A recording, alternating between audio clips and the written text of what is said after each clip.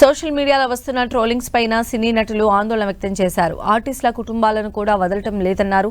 ట్రోలింగ్లతో మహిళా ఆర్టిస్టులు అనేక ఇబ్బందులు ఎదుర్కొంటున్నారని సీనియర్ నటుడు శివకృష్ణ తెలిపారు. యూట్యూబ్ ఛానల్స్ నైతిక విలువలు పాటిస్తే బాగుంటుందని సూచించారు. టీజర్లోని విజువల్స్ పెట్టి చాలా చీప్ ట్రోల్స్ చేస్తున్నారని, పైగా వాటిని చాలా తేలిగ్గా తీసుకుంటున్నారని సినీ నటుడు శివబాలాజీ ఆవేదన వ్యక్తం చేశారు. సుమారు 200 యూట్యూబ్ ఛానల్స్ లిస్టును డీజీపీకి సమర్పించామన్నారు. ట్రోల్స్ నవ్వుకునేలా ఉండాలి కానీ ఏడిపించేలా ఉండొద్దన్నారు నటుడు రాజు కనకాల. ఒకసారి అపోలో హాస్పిటల్కి వెళ్ళడం జరిగింది. ఎవరినో కలవడానికి వెళ్తే Shivakrishna serious in Apollo hospital.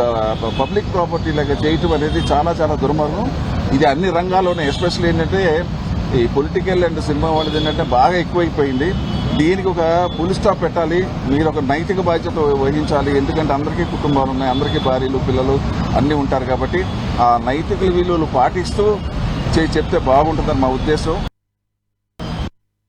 టీజర్లో ఏం తెలుస్తుంది? టీజర్ అనేది జస్ట్ వచ్చి ఫిల్మ్స్ లాగా దాన్ని తీసుకొని దాన్ని పోస్ట్ మార్ట్ చేసి డిఫరెంట్గా ఎక్కిల్ నవ్వుకోవటం, దాని కింద వాళ్ళ ఫాలోవర్స్ రావటం, వాళ్ళ తయారవటం. మీ అందరూ తెలుసు, చిన్నప్పుడు ఎవరన్నా వచ్చేసి మనని ఎవరన్నా ఎక్కిరిచ్చారంటే మన వాళ్ళు చెప్పేవాళ్ళు తప్పు, అది అలా చేయకూడదు, అది నాట్ గుడ్ అంటారు. ఇప్పుడు ఏమైపోయింది, సోషల్ మీడియాలో డైరెక్ట్ వాళ్ళ ఛానల్స్లో ఒకరికొకరిని ఎక్కిరించుకొని ఆ వెక్కిల్ నవ్వుకొని ఆ కమెంట్స్ వచ్చేసి అలవాటు పడిపోయారు. ఏది తప్పు ఏది కరెక్ట్ అనేది తెలియకుండా పోతుంది. ఇప్పుడు వాళ్ళు కూడా సారీ చెప్తే ఎలా చెప్తారంటే ఇట్స్ డార్క్ కామెడీ, ఏముంది ఇంట్లో అంటున్నారు.